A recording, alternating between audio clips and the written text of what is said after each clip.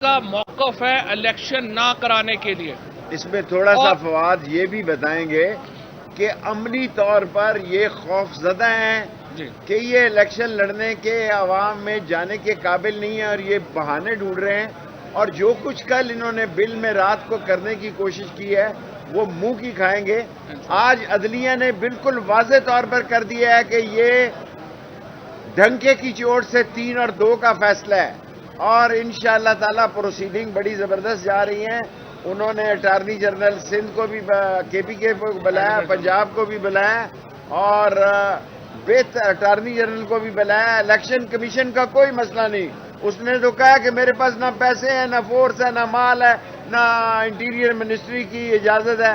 उन्होंने कहा अगर हम ये दे देते हैं तो फिर क्या करोगे, फिर इलेक्शन कराओ, वो 6 महीने बाद फिर तुम बेईमान हो जाओगे। हमारा एक ही मुतालबा है कि इलेक्शन कराया जाए। अच्छा देखिए जी, मैं इसमें एक सेकंड सिर्फ मैं बात जो है वो मुकम्मल कर रहा हूँ। अच्छा, हुकूमत का जो बुनियादी क्लेम है वो यही है कि इलेक्शन के लिए हम इसलिए नहीं करा सकते कि पाकिस्तान बहैसियत रियासत जो है वो कोलैप्स कर चुका है और ये हम नहीं कर सकते। इलेक्शन कमीशन ने कहा है कि अगर आप असिस्टेंस दे दें और हमें पैसे दे दें और असिस्टेंस दे दें तो हम कराने के लिए इलेक्शन जो है वो तैयार है। उसके बाद चीफ जस्टिस साहब ने उनसे पूछा कि ये 6 अक्टूबर की आपको 8 अक्टूबर की तारीख आपको किसने दी, कहाँ से ये आपके ऊपर नाजल हुआ कि 8 अक्टूबर को जो है वो हम कर लेंगे। तो इलेक्शन कमीशन के पास कोई जवाब नहीं था, आए बाएं शाएं वो फलाने ने कर दिया था, फलाने ने कर दिया था। और चीफ साहब ने फिर उसके बाद ऑब्जर्व किया कि आपकी बातों से तो लगता है कि आप 8 अक्टूबर पर भी सर्टन नहीं है, और ये सर्टन नहीं है। जिस तरह शेख साहब ने भी कहा है, देखिए सारा मकसद ये है कि नामजदगियों के ऊपर पाकिस्तान के अवाम को इक़्तिदार से बाहर रखा जाए। अगर ये इतनी सिक्योरिटी सिचुएशन खराब है तो आप सारी पुलिस इस वक्त जो है, सारी रेंजर्स जो है वो तहरीक इंसाफ के लोगों को उठाने में क्यों लगी हुई है? सारी इस वक्त सोशल मीडिया के टीम के बच्चे हमारे जो उठाए जा रहे हैं, अजहर मशवानी आज 6ठे दिन में लापता है। ये सारी पुलिस अगर इतने हालात खराब हैं तो आप उनके बताएं कितने टेररिस्ट आपने उठाए हैं, कितने आपने जो अब तक जो पेशावर में हमारे 100 पुलिस के जवान शहीद हुए उस केस की क्या डिटेल है, वो कौन निकला है, किसी को सजा हुई है, कोई बंदा पकड़ा गया है, हमें तो नहीं पता। बुनियादी तौर के ऊपर मैं समझता हूँ, मैं तो चीफ साहब से मैंने अली जफर से अभी रिक्वेस्ट ये की है कि आप जब अपने आर्गूमेंट्स में खड़े हों तो रिक्वेस्ट ये करें कि इनको कहें कि ये अदालत में ये आर्गूमेंट ठीक है दे दिया आपने, ये लिखवाएं ना, क्योंकि देखिए कल कांग्रेशनल हियरिंग्स होनी है पाकिस्तान के एटमी प्रोग्राम के ऊपर, पाकिस्तान की जो वहाँ की कांग्रेस है वहाँ के ऊपर ये बातें होंगी और वहाँ पे ये बात आएगी कि एक ऐसा मुल्क जिसके पास $10 मिलियन भी नहीं है अपना इलेक्शन करवाने के लिए, क्या उसे एटमी प्रोग्राम जो है वो उसको रखना चाहिए, क्या उसे लॉन्ग रेंज मिसाइल्स प्रोग्राम्स रखने चाहिए? और IMF ने पहले ही कह दिया कि इलेक्शनों से हमारा ताल्लुक नहीं है। बहुत ही खतरनाक आर्गूमेंट हुकूमत दे रही है और ये आर्गूमेंट कि पाकिस्तान बहैसियत रियासत एक नाकाम रियासत है, हुकूमत की तरफ से ये आर्गूमेंट एडवांस करना जितनी इसकी मजम्मत की जाए उतना कम है। और सिर्फ आखिरी बात, ये जो सुप्रीम कोर्ट को डिवाइड करने की कोशिशें हैं इनके ऊपर हम शदीद मजम्मत करते हैं। ये 1997 को रिवाइव करना चाहते हैं पाकिस्तान में, जब चीफ जस्टिस को काम से रोका गया था। आज लॉयर्स कन्वेंशन हो रहा है लाहौर में, हजारों बुखला उसमें शामिल हैं और अगर एक लॉयर्स मूवमेंट की इब्तिदा होती है, हम इंशाल्लाह उस लॉयर्स मूवमेंट के पीछे खड़े होंगे। हम सुप्रीम कोर्ट के अंदरूनी मामलात में हमारा कोई ताल्लुक नहीं है, वो जजेस जाने आपस में, हमने सुप्रीम कोर्ट के पीछे खड़ा होना है और इंशाल्लाह इस अदारे को ताकतवर, सारी कौम खड़ी है, सारी कौम।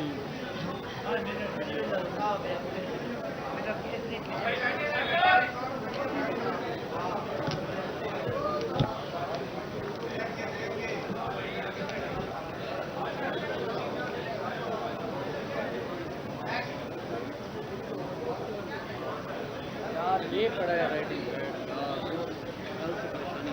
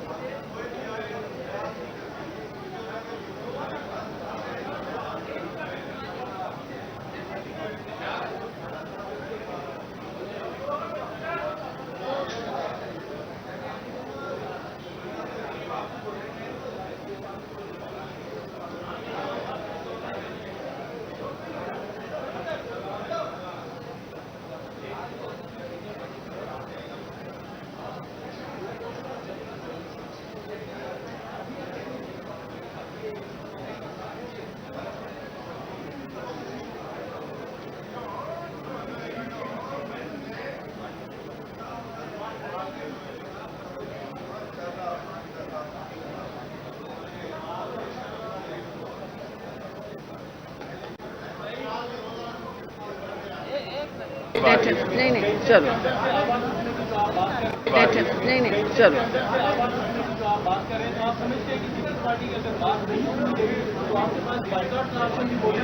देखिए, बायकॉट कोई ऑप्शन तो भी खत्म नहीं होते, लेकिन बायकॉट को अच्छा ऑप्शन नहीं होता। बट ये बात दुरुस्त है कि अगर आज अदालत अपने अंदर से उठने वाली आवाजें नहीं सुनेगी तो इस मुल्क के अंदर बहुत आवाजें उठेंगी। Thank you. आगे इस मुल्क में 24 करोड़ आवाजें हैं जो उठ रही हैं कि इस मुल्क में इंतखाब कराए जाएं, और जो कुछ जल्दी में कल इन्होंने किया है उसके लिए कॉन्स्टिट्यूशनल अप्रूवल चाहिए। ये इस तरह नहीं कर सकते।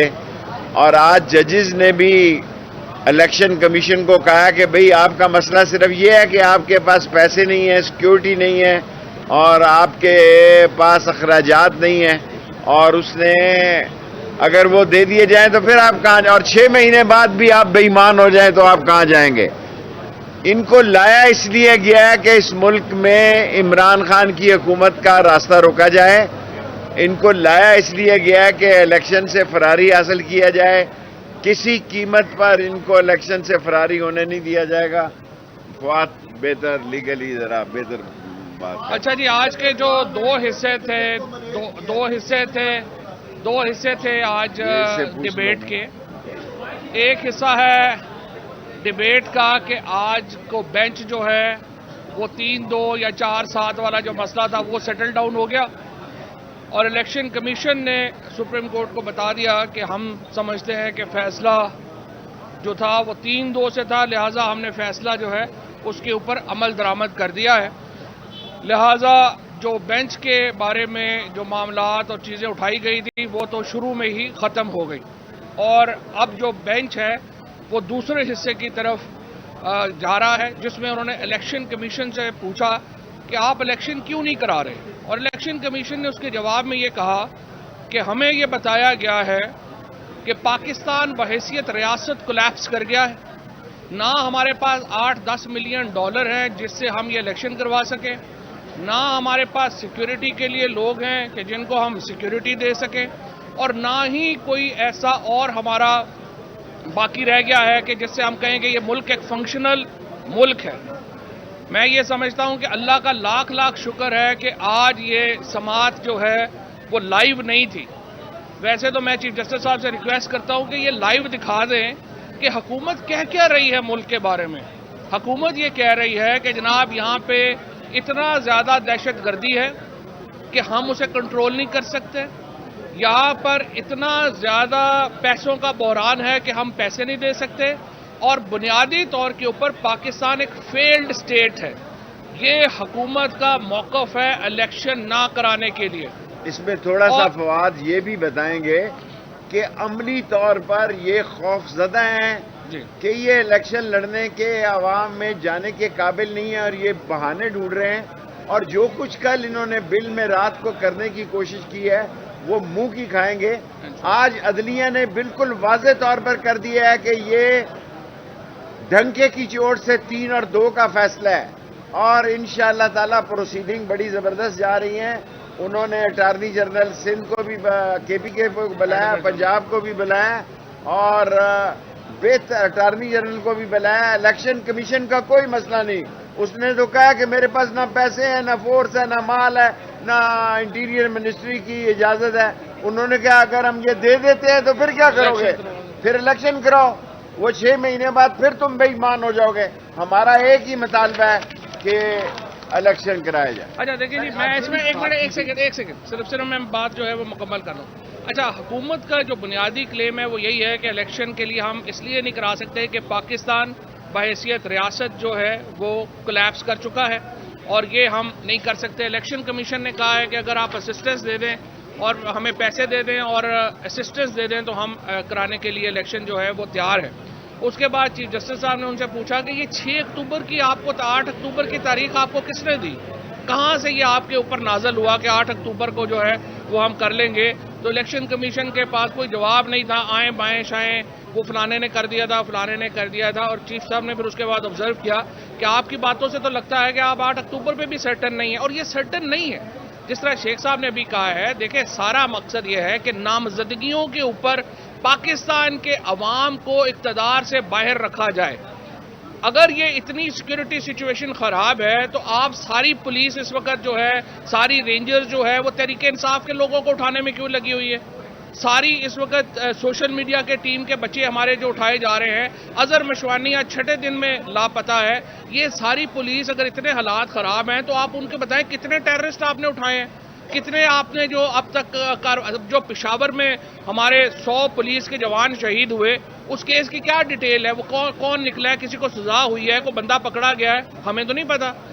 बुनियादी तौर के ऊपर मैं समझता हूँ, मैं तो चीफ साहब से, मैंने अली जफर से अभी रिक्वेस्ट ये की है कि आप जब अपने आर्गूमेंट्स में खड़े हों तो रिक्वेस्ट ये करें कि इनको कहें कि ये अदालत में ये आर्गूमेंट ठीक है दे दिया आपने, ये लिखवाएं ना, क्योंकि देखें कल कांग्रेशनल हियरिंग्स होनी है पाकिस्तान के एटमी प्रोग्राम के ऊपर, पाकिस्तान की जो वहाँ की कांग्रेस है वहाँ के ऊपर ये बातें होंगी और वहाँ पे ये बात आएगी कि एक ऐसा मुल्क जिसके पास $10 मिलियन भी नहीं है अपना इलेक्शन करवाने के लिए, क्या उसे एटमी प्रोग्राम जो है वो उसको रखना चाहिए? क्या उसे लॉन्ग रेंज मिसाइल्स प्रोग्राम्स रखने चाहिए? और IMF ने पहले ही कह दिया कि इलेक्शनों से हमारा ताल्लुक नहीं है। बहुत ही खतरनाक आर्गूमेंट हुकूमत दे रही है और ये आर्गूमेंट कि पाकिस्तान बहैसियत रियासत एक नाकाम रियासत है, हुकूमत की तरफ से ये आर्गूमेंट एडवांस करना जितनी इसकी मजम्मत की जाए उतना कम है। और सिर्फ आखिरी बात, ये जो सुप्रीम कोर्ट को डिवाइड करने की कोशिशें हैं, इनके ऊपर हम शदीद मजम्मत करते हैं। ये 1997 को रिवाइव करना चाहते हैं पाकिस्तान में, जब चीफ जस्टिस को काम से रोका गया था। आज लॉयर्स कन्वेंशन हो रहा है लाहौर में, हजारों वकला उसमें शामिल हैं और अगर एक लॉयर्स मूवमेंट की इब्तिदा होती है, हम इंशाल्लाह उस लॉयर्स मूवमेंट के पीछे खड़े होंगे। हम सुप्रीम कोर्ट के जो अंदरूनी मामलात में हमारा कोई ताल्लुक नहीं है, वो जजेस जाने आपस में, हमने सुप्रीम कोर्ट के पीछे खड़ा होना है और इंशाल्लाह इस अदारे को ताकतवर, सारी कौम खड़ी है, सारी कौम।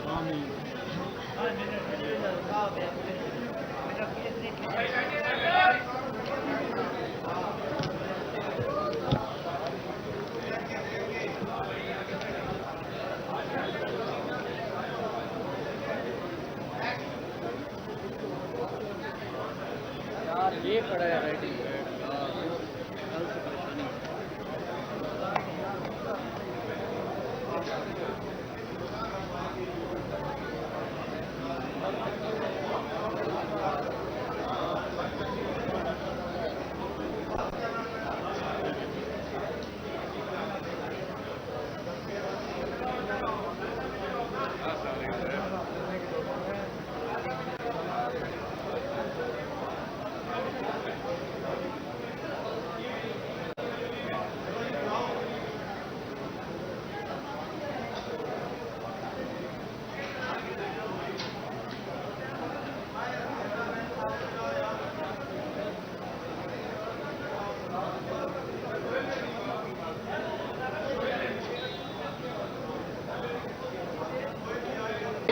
नहीं चलो।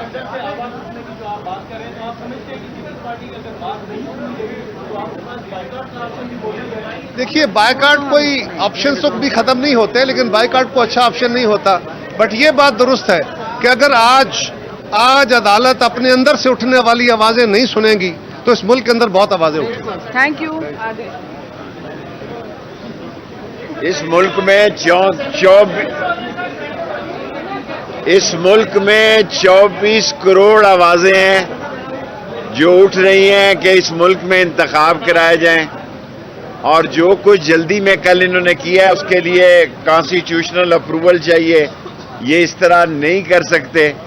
और आज जजेस ने भी इलेक्शन कमीशन को कहा कि भाई आपका मसला सिर्फ ये है कि आपके पास पैसे नहीं है, सिक्योरिटी नहीं है और आपके पास अखराजात नहीं है, और उसने अगर वो दे दिए जाएं तो फिर आप कहाँ, और 6 महीने बाद भी आप बेईमान हो जाएं तो आप कहाँ जाएंगे।